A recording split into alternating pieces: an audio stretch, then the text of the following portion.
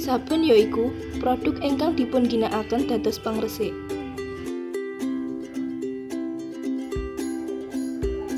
Sabun herbal seger ayu merupaken sabun herbal kaliyan kandungan enggal.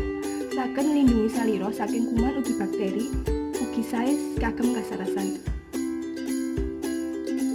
Kandunganipun ingkang nyegeraken kaliyan ekstrak susu ingkang saged ndamel kulit kita sedaya kraos lembat kerawat.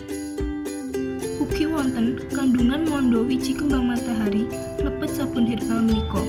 Dipun pundi mondo kasebut sae kagem kalembapan kulit.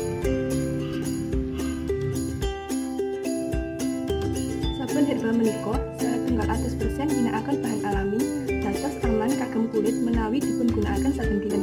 Ugi boten marugakaken efek samping.